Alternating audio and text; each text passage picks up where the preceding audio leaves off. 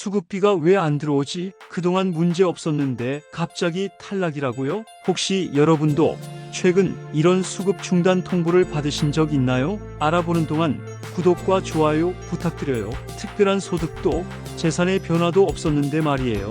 안녕하세요. 저는 지역사회에서 복지 상담을 12년째 하고 있는 상담사 김도원입니다. 요즘 들어 너무 많은 분들이 억울하다, 이유를 모르겠다며 상담을 요청하고 계세요. 아무 일도 없던 그분에게 생긴 일, 얼마 전 상담 오신 정순자 어르신 이야기예요. 76세, 10년 넘게 기초수급자로 지내셨고 늘 검소하게 살아오셨어요.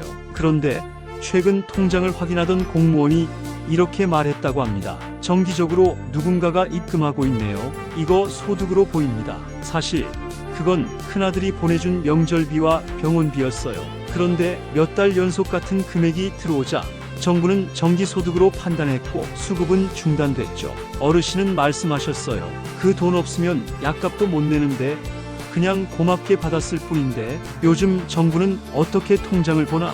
예전에는 크게 문제 삼지 않던 이런 입금들이 이제는 아주 엄격하게 판단되고 있어요.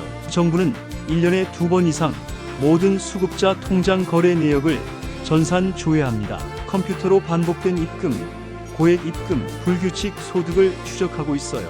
특히 금액이 월 30만 원 이상이거나 같은 이름이 반복되면 조사 대상이 되기 쉽습니다. 이런 입금은 수급 탈락의 원인이 됩니다.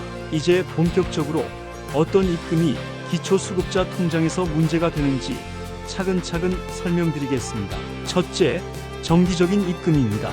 예를 들어 따님이 매달 10만 원씩 용돈을 보내준다고 해볼게요. 작은 금액 같지만 이 입금이 1년 동안 6번 이상 반복되면 정부에서는 정기적인 소득으로 판단합니다. 단순한 용돈이라고 해도 금액과 횟수가 일정하게 반복되면 그건 누군가로부터 고정적으로 도움을 받는 것으로 보기 때문에 수급 자격에서 탈락할 수 있는 사유가 됩니다. 실제로 제가 상담했던 한 어르신은 2달에 한 번 명절 즈음에 자녀가 돈을 보내줬는데 1년에 6번이 넘으면서 조사를 받으셨고 결국 수급이 중단되는 결과로 이어졌습니다.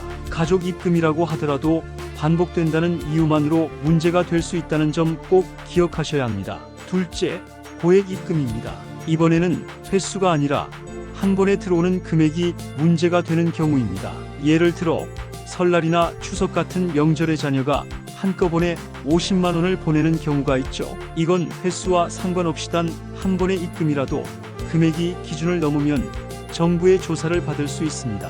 현재 기준으로 보면 1인 가구 기준 중위소득의 15%가 약 36만 원 정도인데요. 이보다 큰 금액이 한 번이라도 입금되면 이건 생활비 지원이 아닌가요? 하고 의심받을 수 있습니다. 실제로 명절에 형제들이 함께 축의금을 보내주었는데 그중 한 것만 고액으로 찍히면서 문제가 된 사례도 있었습니다. 고맙게 받는 돈일지라도 통장에 찍히는 순간에는 그 성격이 변할 수 있다는 점을 꼭 유의하셔야 해요. 셋째, 불규칙한 근로소득입니다. 이번에는 조금 다르게 일용직처럼 가끔 일해서 받은 돈에 관한 이야기입니다. 예를 들어 이번 달은 하루만 아르바이트 했어요. 친한분 부탁으로 하루 나갔는데 7만 원 받았어요. 이런 일들 많죠.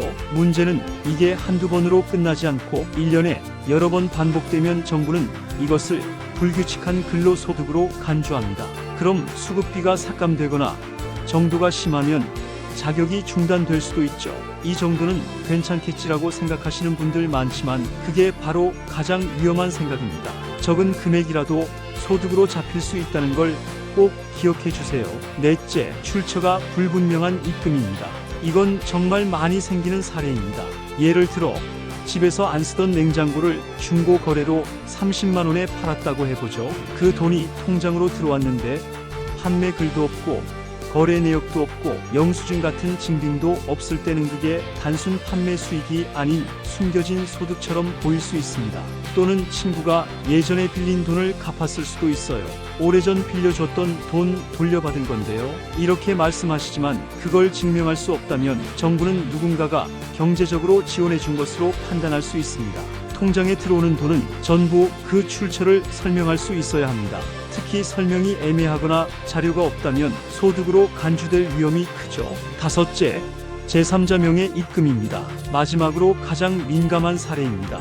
가족도 아니고 친척도 아니고 정체가 확인되지 않은 누군가의 이름으로 입금이 반복된다면 정부는 이걸 은닉소득, 즉 드러내지 않은 지원이라고 판단할 수 있습니다. 예를 들어 자녀의 친구나 지인의 이름으로 수차례 돈이 들어온다면 왜 그 사람이 이분에게 돈을 보내는가?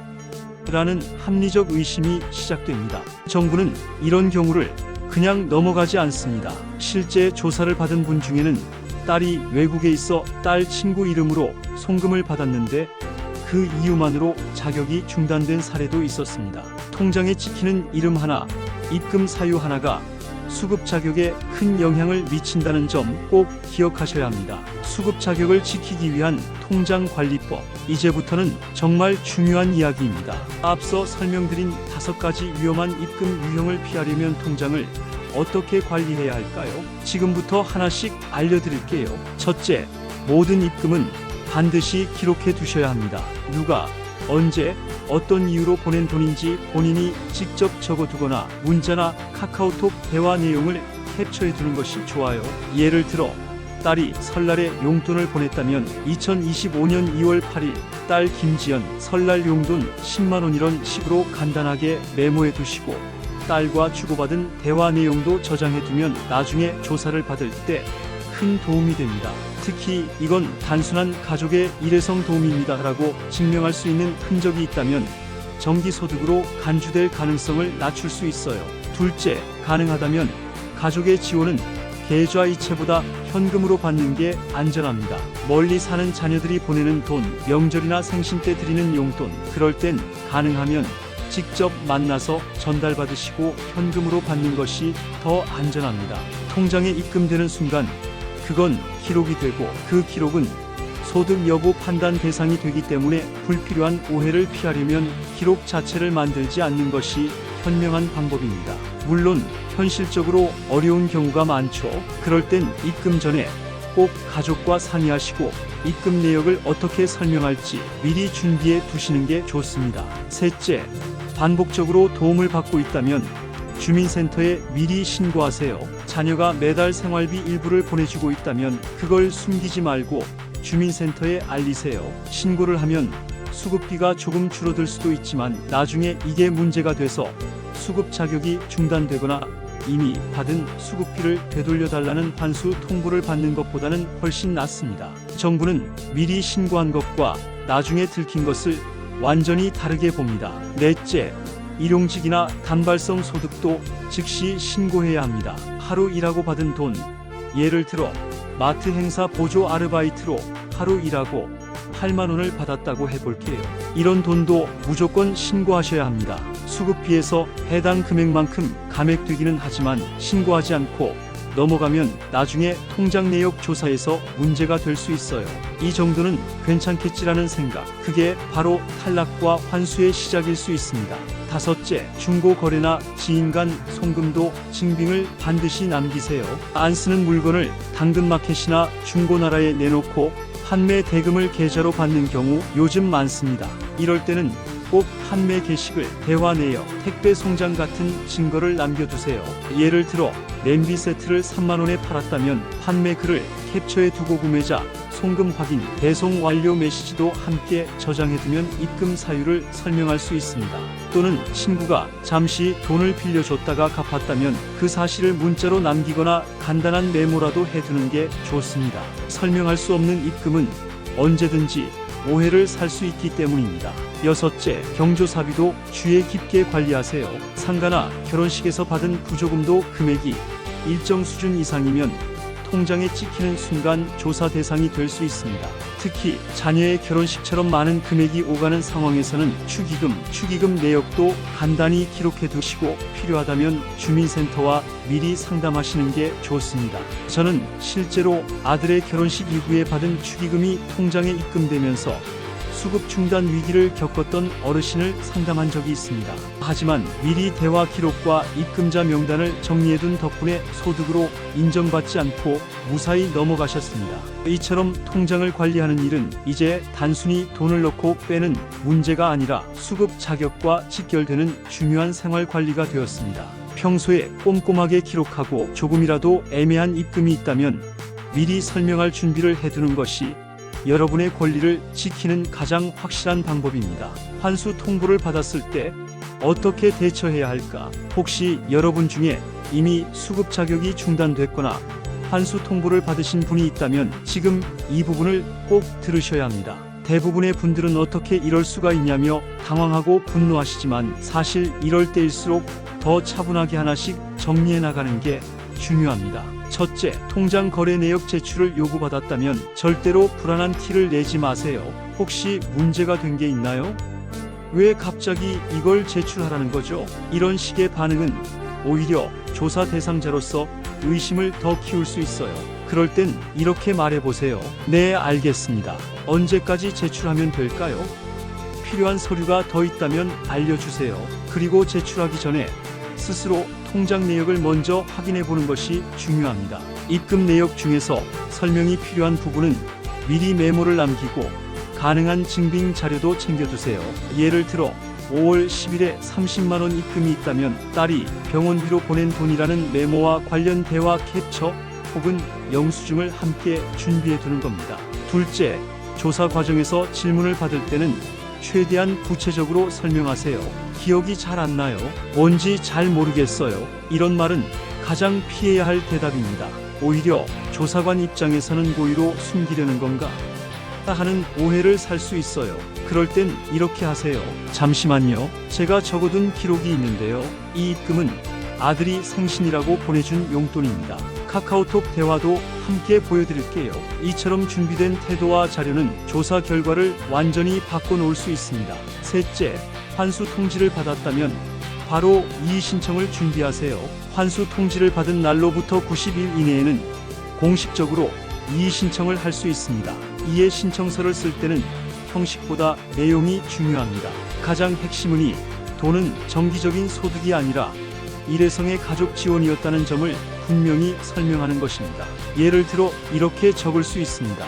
2024년 9월 15일 입금된 50만 원은 자녀가 명절을 맞아 보내준 일회성 지원입니다. 관련 대화 내용과 송금 사유가 포함된 메시지를 첨부합니다. 앞으로는 보다 주의하여 같은 일이 반복되지 않도록 하겠습니다. 이렇게 구체적으로 설명하고 증빙 자료까지 함께 내면받아 드려질 가능성이 충분히 있습니다. 넷째, 수급이 중단되었다면 재신청이 가능합니다. 많은 분들이 수급이 한번 끊기면 다시는 못 받는다고 생각하시지만 그렇지 않습니다. 문제가 된 소득이 더 이상 없다는 것을 증명하면 다시 신청하실 수 있고 조건을 충족한다면 재지급 결정도 받을 수 있습니다. 예를 들어 딸의 지원금 때문에 중단됐던 분이 앞으로는 도움을 받지 않겠다는 확약서를 쓰고 재신청해서 수급을 회복한 사례도 있습니다. 이때는 가능하면 지자체 복지 담당자와 상담을 먼저 진행하는 것이 좋아요. 서류 작성부터 제출 시기까지 꼼꼼하게 안내받을 수 있습니다. 다섯째, 전문가의 도움을 받으세요. 이 부분이 가장 중요할지도 모릅니다. 혼자서 모든 걸 처리하려고 하다 보면 놓치는 게 생기고 정작 필요한 설명을 제대로 못해서 기각되는 경우도 많습니다. 복지관 상담사, 주민센터 복지 담당자 또는 무료 법률 상담을 제공하는 기관 등 전문가의 조언을 받으세요. 제가 상담했던 분 중에는 처음엔 이의 신청이 기각됐지만 제가 함께 서류를 정리해서 다시 제출한 뒤 환수 금액이 전액 취소된 분도 계십니다. 같은 사실이라도 어떻게 설명하느냐, 어떤 자료를 준비하느냐에 따라 결과는 완전히 달라질 수 있습니다. 지금까지 말씀드린 5가지 방법 기억하시겠죠? 첫째, 통장 제출을 요구받았을 때 당황하지 말고 차분하게 대응하기. 둘째, 조사 과정에서 모호한 답변은 피하고 구체적으로 설명하기. 셋째, 환수 통지를 받았다면 90일 이내 이의 신청 준비하기. 넷째, 수급 중단 시 재신청이 가능하다는 점 기억하기. 다섯째, 혼자 하지 말고 전문가의 도움을 받기. 이렇게만 준비하신다면 수급 자격을 되찾는 것도 환수를 막는 것도 충분히 가능합니다. 복지제도는 여러분을 돕기 위해 만들어진 것입니다. 그러니 두려워하지 말고 제 도를 잘 이해하고 활용하셔야 합니다. 수급을 오래 유지하고 재신청 시 주의할 점. 지금까지 수급 탈락과 환수에 대한 사례 그리고 대응 방법을 이야기했어요. 하지만 사실 가장 좋은 건 애초에 그런 일이 생기지 않도록 미리 예방하는 것이겠죠. 지금부터는 기초생활수급 자격을 오래 유지하기 위한 생활습관과 혹시 수급이 끊겼다가 다시 재신청할 때 꼭 기억해야 할 점들을 하나씩 짚어드릴게요. 첫째, 통장 관리는 생활 기록이라고 생각하세요. 통장은 단순히 돈을 넣고 빼는 공간이 아니라 정부 입장에서 보면 수급자의 소득 활동 기록지입니다. 입금 내역 하나하나가 언제든 조사 대상이 될 수 있기 때문에 내 통장 안에 왜 이 돈이 들어왔는지, 누가 보냈는지, 무슨 이유였는지 스스로 설명할 수 있어야 합니다. 습관처럼 메모해두고 증빙을 모아두는 것이 가장 강력한 방어입니다. 둘째, 가족의 지원은 분명하게 구분하세요. 가족의 도움을 받을 때는 계속 반복적으로 받기보다 일회성으로 받는 것이 좋고 계좌이체보다는 현금 전달이 오해를 줄입니다. 그리고 만약 가족이 앞으로도 계속 지원할 계획이라면 미리 주민센터에 신고하고 수급비를 조정받는 방식으로 전환하는 게 더 안전합니다. 숨기고 받다 적발되면 전체 금액을 돌려줘야 할 수도 있지만 미리 신고하면 일부 금액만 감액되기 때문입니다. 셋째, 불규칙한 소득이라도 정직하게 신고하세요. 단발성 일용직, 당근마켓 판매 혹은 친구 간 송금처럼 이건 괜찮겠지 싶은 입금이라도 기록하고 설명할 준비를 꼭 해두세요. 정부는 요즘 단 한 번의 입금도 그냥 넘기지 않습니다. 자주 반복되지 않더라도 금액이 크거나 설명이 부족하면 소득으로 간주될 수 있어요. 넷째, 수급이 중단됐다면 확실히 준비해서 재신청하세요. 수급이 한 번 끊겼다고 끝난 게 아닙니다. 대부분의 경우 문제가 되었던 소득이 사라졌거나 지금의 상황이 예전과 같다면 다시 수급자로 돌아올 수 있어요. 다만 그럴 땐 다음과 같은 것들을 준비해 두는 게 좋아요. 예를 들면 앞으로 가족의 지원을 받지 않겠다는 확약서, 불규칙한 일은 하지 않겠다는 생활계획서, 현재 소득이 없다는 것을 보여줄 수 있는 증빙자료, 이런 것들을 서류로 정리해서 제출하면 재심사에서 긍정적인 판단을 받을 가능성이 높습니다. 다섯째, 주민센터와 자주 소통하세요. 주민센터나 복지관 담당자와의 관계는 단순한 행정 절차를 넘어서 여러분의 수급 자격을 안정적으로 지켜주는 연결고리입니다. 어떤 거래가 애매할 때 이건 신고해야 할까요? 이런 입금은 문제가 될 수 있을까요? 라고 물어보는 습관만 있어도 나중에 생길 문제를 미리 막을 수 있습니다. 제가 상담했던 어떤 분은 매달 정기적으로 자녀가 도와줬지만 사전에 모두 기록하고 주민센터와 소통을 꾸준히 하셔서 오히려 수급비 감액 없이 계속 유지하신 적도 있어요. 결국 중요한 건 몰라서 실수하지 않기 위한 질문과 대화입니다. 다시 한번 꼭 기억하세요. 이제 오늘 이야기 정리해 볼게요. 여러분, 기초생활수급자 통장은 단순한 금융계좌가 아닙니다. 여러분의 생활이 그대로 드러나는 기록지예요. 그래서 아주 작은 입금 하나, 설명되지 않은 거래 하나가 수급 자격 박탈이나 수년치 환수 통보로 이어질 수 있다는 점 꼭 기억해 주세요. 첫째, 정기적인 입금은 반드시 조심하셔야 합니다. 가족의 용돈이라도 반복되면 정기소득으로 간주될 수 있습니다. 둘째, 한 번에 들어온 고액 입금도 조사 대상이 됩니다. 명절이나 생일에 받은 돈이라도 금액이 크면 반드시 신고해야 합니다. 셋째, 단발성 일용직 소득도 숨기면 안 됩니다. 하루 일한 것도 소득으로 잡히기 때문에 무조건 신고하셔야 해요. 넷째, 출처를 설명할 수 없는 입금은 특히 주의하세요. 중고거래, 친구의 송금도 증빙이 없으면 소득으로 오해받을 수 있어요. 다섯째, 제3자의 이름으로 들어오는 돈은 절대 주의하셔야 합니다. 의심을 살 수 있는 대표적인 유형입니다. 그리고 나서 통장 관리 이렇게 하세요. 모든 입금은 기록하고 증빙을 남기고 가족의 지원은 가능하면 현금으로, 도움이 반복된다면 반드시 미리 신고하세요. 일한 소득도 하루라도 꼭 신고하고 환매나 송금도 증명할 자료를 남겨두는 습관 꼭 필요합니다.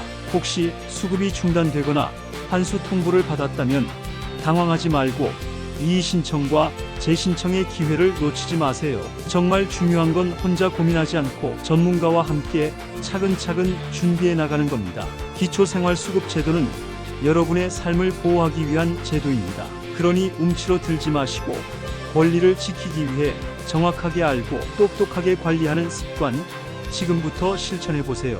영상이 도움이 되셨다면 좋아요와 구독 부탁드립니다.